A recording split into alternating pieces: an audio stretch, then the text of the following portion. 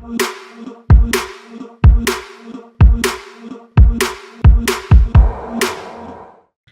Property நேயர்களுக்கு வணக்கம். So இந்த வாரத்தில் நம்ம சொன்ன மாதிரி தான் உங்களோட கொஷின்ஸ் தான் நம்ம வந்து ஆன்சர் பண்ண போகிறோம். நீங்கள் கமெண்ட் செக்ஷனில் போட்டு இந்த கேள்விகளை சார் கிட்ட கேட்டு தெரிஞ்சுக்கலாம்.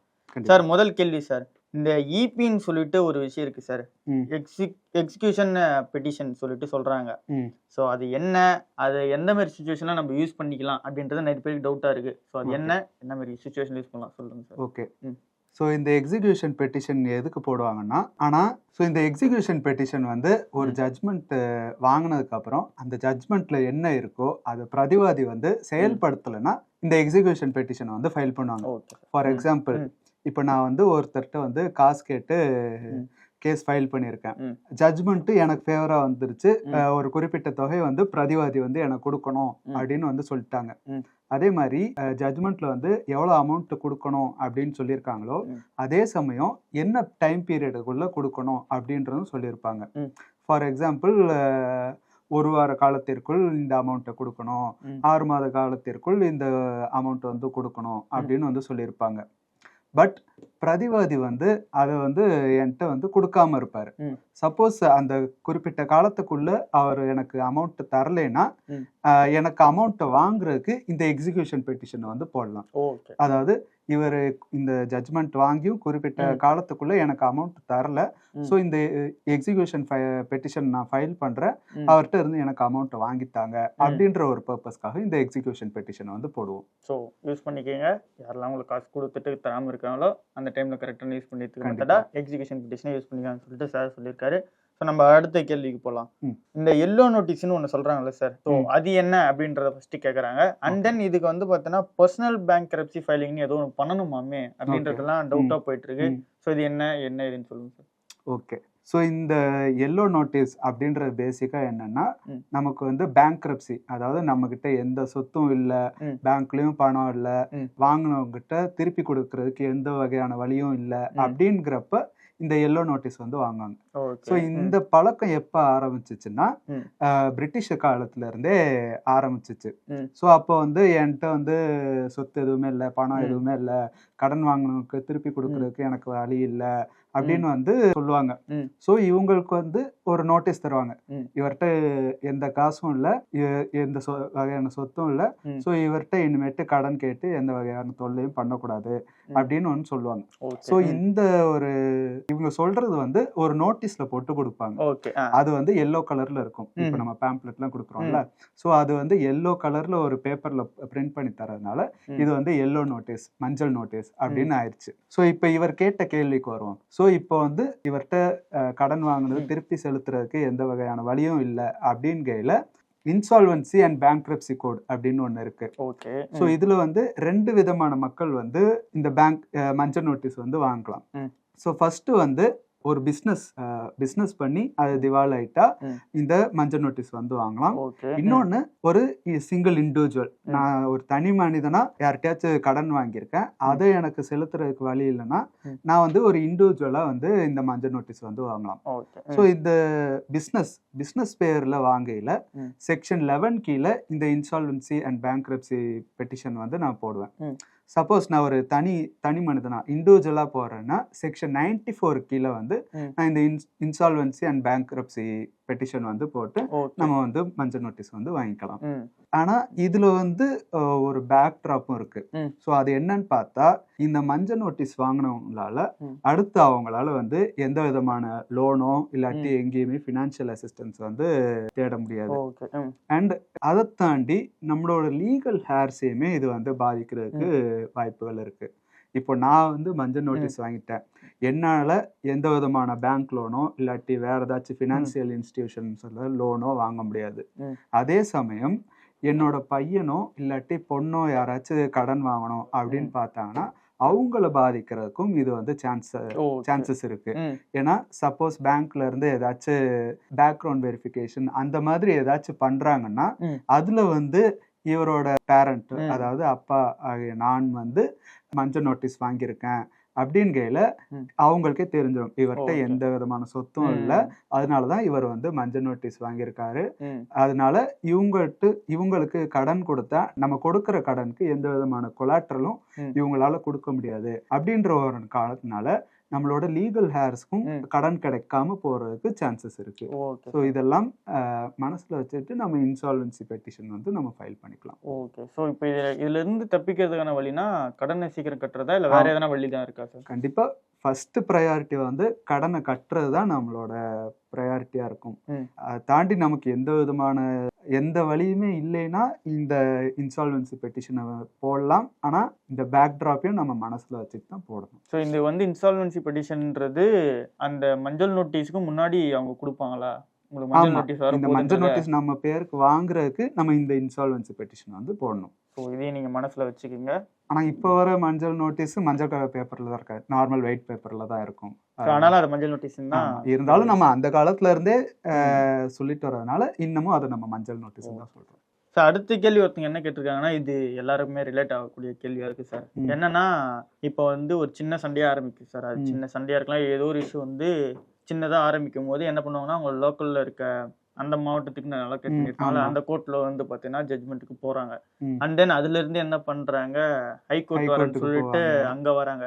ஸோ இப்போ இங்க வந்து பாத்தீங்கன்னா அவங்க ஒரு குறிப்பிட்ட செலவு பண்ணிருப்பாங்க கோர்ட்டுக்கு, லாயருக்கு சொல்லிட்டு கட்டிருப்பாங்க. கண்டிப்பா கட்டிருப்பாங்க. நான் சொல்றது ரெண்டு தாரருமே வந்து சொல்றேன், இந்த சைட்ல இருக்கவங்களும் இந்த சைட்ல இருக்கவங்களும் கண்டிப்பா கட்டிருப்பாங்க. ஸோ அங்க ஒரு பேமெண்ட் நடக்குது. அண்ட் தென் வந்து பார்த்தோம்னா ஹைகோர்ட்டுக்கு வராங்க. ஸோ அங்க வந்து பாத்தீங்கன்னா செலவுகள் வந்து பாத்தீங்கன்னா நிறைய நடக்குது. அண்ட் தென் அவங்களோட டைமும் வந்து பாத்தீங்கன்னா வேஸ்ட் ஆகுது. ஏன்னா கோர்ட்டை நம்பி தான் அவங்க வராங்க ரெண்டு பேருமே, அந்த சைடு திருப்பி கிடைச்சிடாது அப்படின்னு சொல்லிட்டு. ஸோ இங்க இருந்து அடுத்த ஸ்டெப்பா வந்து பாத்தீங்கன்னா சுப்ரீம் கோர்ட்டுக்கு மூவ் ஆகுது. ஸோ இந்த மாதிரி மூவ் ஆகிட்டு போயிட்டே இருக்கு. ஸோ இதில் போயிட்டே இருக்கும் போது என்ன ஆகுதுன்னா, நீதியை வந்து பார்த்தீங்கன்னா ஒருத்தவங்களுக்கு கிடைக்கல. ஸோ அப்படின்ற பட்சத்தில் அவங்க இங்கே ஆரம்பிச்சு அது வரைக்கும் போனதில் கிட்டத்தட்ட இயர்ஸ் கணக்கில் வந்து பார்த்தீங்கன்னா செலவும் ஆயிடுது. அண்ட் தென் பார்த்தீங்கன்னா டைமும் செலவாயிடுது. ஸோ இது எல்லாத்துக்குமே வந்து பார்த்தீங்கன்னா எனக்கு காம்பன்சேஷன் தர மாதிரி கவர்மெண்டால எதனா தர முடியுமா அப்படின்றத அவங்க கேட்குறாங்க சார். ஸோ சப்போஸ் உங்களுக்கு உச்சநீதிமன்றம் போயும் உங்களுக்கு வந்து நீதி கிடைக்கலன்னா நம்ம ஒண்ணுமே பண்ண முடியாது. ஆனா நம்ம அந்த உச்சநீதிமன்றத்துல ரெவ்யூ பெட்டிஷன் அப்படின்னு வந்து போடலாம். ஸோ இந்த ரெவ்யூ பெட்டிஷன் எதுக்கு போடுவாங்கன்னா, ஆல்ரெடி வந்த தீர்ப்பை வந்து மறுபரிசீலனை பண்றதுக்காக இந்த ரெவ்யூ பெட்டிஷன் வந்து போடுவாங்க. ஓகே. ஃபார் எக்ஸாம்பிள், நம்ம வந்து கோர்ட்ல வந்து ஒரு கேஸ் ஃபைல் பண்ணியிருப்போம், அதுக்கு எவிடன்ஸ் எல்லாமே வந்து ஃபைல் பண்ணியிருப்போம், அதை வந்து கோர்ட் விசாரிச்சிருப்பாங்க. பட் அந்த விசாரணைக்கு அப்புறம் நமக்கு ஏதாச்சும் ஒரு வகையில வேற ஏதோ ஒரு எவிடன்ஸ் கிடைக்குதுன்னா அதை வந்து திருப்பி அந்த சமயத்துல வந்து நம்ம கொடுக்க முடியாது. ஆல்ரெடி செட் ஆஃப் எவிடன்ஸ் எல்லாமே விசாரணை பண்ணியிருப்பாங்க. அண்ட் அதை பேஸ் பண்ணி தான் தீர்ப்பு கொடுப்பாங்க. திருப்பி லேட்டரா நம்ம வந்து ஒரு எவிடன்ஸை ப்ரொவைட் பண்ணா அதை அக்செப்ட் பண்ணிக்க மாட்டாங்க. ஸோ நமக்கு லேட்டரான் ஏதோ ஒரு வகையில ஏதோ ஒரு சின்னதா ஒரு எவிடன்ஸ் கிடைக்குதுன்னா அதை வந்து நம்ம வந்து ரெவ்யூ பெட்டிஷனா போடலாம். ஸோ ரெவ்யூ பெட்டிஷன்ல நம்ம இந்த ஒரு மறுபரிசீலனை பண்ண சொல்லலாம்.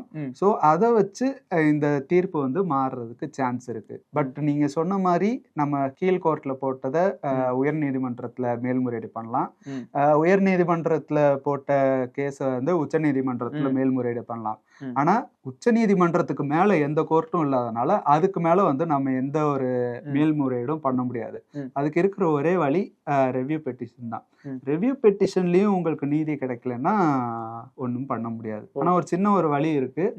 அது என்னன்னா, ஒரு குறிப்பிட்ட சட்டத்தை பேஸ் பண்ணி தான் நம்ம வந்து இந்த கேஸே போட்டிருப்போம். ஸோ அந்த சட்டமே தவறு, அதுல ஏதோ ஒரு பிரச்சனை இருக்கு அப்படின்றத நம்ம ப்ரூவ் பண்றதுக்கு ஏதாச்சும் சான்ஸ் கிடைச்சிச்சுன்னா அந்த ஒரு பாயிண்ட் வச்சு அந்த சட்டத்தை மாத்த சொல்லி நம்ம வந்து கேட்கலாம். ஸோ இதை வந்து சட்டத்தை ஏற்றுறாங்கல்ல லெஜிஸ்லேச்சர்ஸ், ஸோ இவங்க மூலமா நம்ம மூவ் பண்ணி ஏதோ ஒரு பிரச்சனை இருக்கு அப்படின்றத நாடாளுமன்றத்துல வந்து அவங்க டிஸ்கஸ் பண்ணி அதை அந்த சட்டத்தையே மாத்துனாங்கன்னா நம்ம சைடு தீர்ப்பு வர்றதுக்கு சான்சஸ் இருக்கு. ஸோ இது எதுவுமே முடியாதுன்னா முடியாது. Okay sir. இப்போ இன்னொரு கேள்வி வருது. இப்போ இந்த ரிவ்யூ பெட்டிஷன் சொல்லி போடுறோம்ல, இப்போ நான் வந்து பார்த்தேன்னா லோக்கல் கோர்ட்ல இருந்து ஹைகோர்ட்ல இருந்து சுப்ரீம் கோர்ட்ல வந்து போயிட்டு அங்க இதுவாயிடுச்சு, நீதி கிடைக்கல. அங்க இப்போ நான் அந்த டைம்ல ரிவ்யூ பெட்டிஷன் போட்டேன்னா திரும்ப எனக்கு லோக்கல் கோர்ட்ல இருந்து ரிவ்யூ பெட்டிஷன் வாதாடுவாங்களா இல்ல டைரக்டா சுப்ரீம் கோர்ட்ல? சுப்ரீம் கோர்ட்ல தீர்ப்பு வந்து சுப்ரீம் கோர்ட்ல தான். எங்க தீர்ப்பு வழங்கப்பட்டது அங்க. ஆமா. சோ அங்க இப்போ நீங்க ஹைகோர்ட்ல அப்பீல் போட்டிருக்கீங்க, அப்பீல்ல உங்களுக்கு ஃபேவரா வரலன்னா ஹைகோர்ட்லயே நீங்க வந்து ரெவ்யூ பெட்டிஷன் போடலாம். சொல்லலாம். ஓகே. ஸோ அதே மாதிரி சுப்ரீம் கோர்ட்ல தீர்ப்பு வந்து அதுல உங்களுக்கு சாதகமா வரலன்னா சுப்ரீம் கோர்ட்ல ரெவ்யூ பெட்டிஷன் போடலாம். Okay sir. இப்போ நீங்க ஒன்று சொன்னீங்கல்ல, இந்த சட்டத்தை வந்து பார்த்தீங்கன்னா மாற்றி எழுதுறதுக்கான சான்சஸ் வந்து நம்ம ப்ரூவ் பண்ணுன்றது. ஸோ இதை நம்ம கேள்வி நான் பட்டிருக்கேன் நிறைய நியூஸ்ல பார்க்கும்போது, சட்டத்தையே வந்து பார்த்தீங்கன்னா இந்த கேஸ் மூலம் மாற்றி எழுதியிருக்காங்க அப்படின்றது. ஆமா. ஸோ இது வந்து என்னன்னா ஒரு சினாரியோஸ் வந்து பார்த்தீங்கன்னா சட்டத்திற்கு கரெக்டாக நடக்குது, ஆனா வந்து பார்த்தீங்கன்னா அதுக்கான தீர்ப்பு அந்த சட்டத்தால் வழங்க முடியுன்றப்ப அதை கொஞ்சம் மாற்றி அந்த எழுதுவாங்க சட்டத்தையே அப்படின்னா. மாத்தி எழுதுறதுக்கு ஸோ இது வந்து பார்த்தீங்கன்னா மோஸ்ட் ஆஃப் த சினாரியோஸ்ல நடக்காது. பட் உங்க சினாரியோல நடக்குதுன்ற ரொம்ப பட்சத்துல ரேர் கேஸ்ல. உங்க சினாரியோல நடக்குதுன்ற பட்சத்துல சாரோட அவங்கெல்லாம் வந்து பார்த்தோம்னா ஓகே இது மேல்முறையீடு பண்ணலாம் அப்படின்னு சொல்லிட்டு அவங்களோட ஸ்டெப் மூலமா தான் போகும். நம்ம அதை வந்து பார்த்தீங்கன்னா ஃபோர்ஸ் பண்ணிலாம் எடுத்துட்டு போக முடியாது. ஸோ அதையும் நீங்க இதுக்கு ஒரு எக்ஸாம்பிள் நான் சொல்றேன். ஷாபானு பேகம் அப்படின்னு ஒரு கேஸ் இருக்கு. ஓகே. ஸோ இதுல வந்து ஒரு பெண்மணி வந்து அவங்க கணவர்கிட்ட இருந்து விவாகரத்து வாங்குறாங்க. ஸோ விவாகரத்து வாங்கையில ஜீவனாம்சம் வந்து கேட்கறாங்க. ஜீவனாம்சம் கேட்கையில லோவர் கோர்ட்ல வந்து ஜீவனாம்சம் அலோவ் பண்ணிடுறாங்க. அதே மாதிரி அவர் கணவர் வந்து மேல்முறையீடு பண்றாரு. இல்ல இவங்களுக்கு ஜீவனாம்சம் எல்லாம் கொடுக்க முடியாது அப்படின்னு வந்து சொல்றாங்க. ஸோ இதை ஒரு பேஸ வச்சு ஒரு சட்டமே ஏற்றுறாங்க. அதாவது முஸ்லிம் டிவோர்ஸ் ஆக்ட் அப்படின்னு ஒன்று வருது. ஸோ அதுல வந்து முஸ்லிம் பெண்கள் விவாகரத்தானா அவங்களுக்கு வந்து ஜீவனாம்சம் கொடுக்க தேவையில்ல, அவங்களுக்கு வந்து அவங்க சொந்தக்காரங்களும் வஃப் போர்ட் அப்படின்னு ஒன்று இருக்கு, ஸோ அவங்க தான் வந்து பார்த்துக்கணும் அப்படின்னு சொல்றாங்க. ஸோ இதுல பாத்தீங்கன்னா அந்த சட்டத்தை மாத்தினாலும் அவங்களுக்கான நீதி கிடைக்கல. அதாவது இந்த சட்டத்தை மாத்துறதுனால நல்ல சேஞ்சஸும் வரலாம், சேஞ்சஸ் வராமலும் போகலாம். ஸோ இந்த சட்டத்தை மாத்துறதுல நிறைய சிக்கல்களும் இருக்கு, அதுவும் நம்ம மனசு வச்சு. ஸோ இந்த கேஸ்ல வந்தீங்கன்னா பாத்தீங்கன்னா அந்த சட்டத்தை மாத்தினாலும் அந்த பெண்மணிக்கு வந்து நீதி கிடைக்கல அப்படின்னு தான் சொல்லணும். பட் இந்த கேஸ்ல வந்து சட்டத்தை மாத்திருக்காங்க அப்படின்றதுக்கு ஒரு எக்ஸாம்பிளா நம்ம வந்து சொல்லலாம், அதை நம்ம வச்சுக்கலாம். ஓகே. இந்த வாரத்தோட கேள்விகள் இவ்வளோதான். இன்னும் நிறைய கேள்விகள் இருக்கு, நம்ம அது வர வாரத்தில் வந்து பார்த்தோன்னா சார் கிட்ட கேட்கலாம். அடுத்தது லாஸ்ட்டாக முடியறதுக்கு முன்னாடி ஒரு ஃபன்னியோட கொஷினோட வந்து சத்தினா சார் நம்ம அந்த கொஷினோட முடிச்சுக்கலாம். சார் ஒரு கொஷின் ஒன்று கேட்டிருக்காங்க, அது என்னன்னா இந்த லீகல் டீம்னு சொல்றீங்கல்ல, அந்த லீகல் டீம்னா யாரு? இந்த வீடியோ ஷூட் முடிச்சதுக்கு அப்புறம் நீங்களே தான் வந்து பார்த்தோம்னா வர மெயில்ஸ்லாம் ஹேண்டில் பண்ணி சொல்றீங்கன்னு சொல்றாங்க. ஸோ இதுக்கான ஆன்சர் நான் சொன்னோம் அப்படின்னா அது வந்து பார்த்தீங்கன்னா கரெக்டாக இருக்காது, நீங்கள் சொன்னீங்கன்னா கரெக்டாக இருக்கும் சார். லீகல் டீம் அப்படின்னு பார்க்கல நான் கால்ஸ் பேசுவேன், பட் அதுக்கு பின்னாடி கோர்ட் அந்த கேசஸ்லாம் ஹேண்டில் பண்ணுறதுக்கு பஞ்ச் ஆஃப் அட்வொகேட்ஸ் இருக்காங்க நம்ம கிட்ட. ஸோ நானே வந்து கால் பேசி நானே கோர்ட்டுக்கு போய் அட்டன் பண்ண போகிறது இல்லை. ஸோ பஞ்ச் ஆஃப் அட்வொகேட்ஸ் வந்து ஒரு டிபார்ட்மெண்ட்டுக்கும் எக்ஸ்பர்டீஸ் இருக்காங்க. For example money matter and vehicle related, motor vehicle ரிலேட்டடாக எக்ஸ்பர்டீஸோட அட்வொகேட்ஸ் இருக்காங்க, மேட்ரிமோனியல் கேசஸ் ரிலேட்டடாக அட்வொகேட்ஸ் இருக்காங்க, அண்ட் ப்ராப்பர்ட்டி மேட்டர்ஸ் டீல் பண்ணுறதுக்கு அட்வொகேட்ஸ் இருக்காங்க. ஸோ ஒரு அட்வொகேட்டு எல்லா டிபார்ட்மெண்ட்டோட எக்ஸ்பர்டீஸுமே இருக்குமா அப்படின்னு பார்த்தா இருக்காது.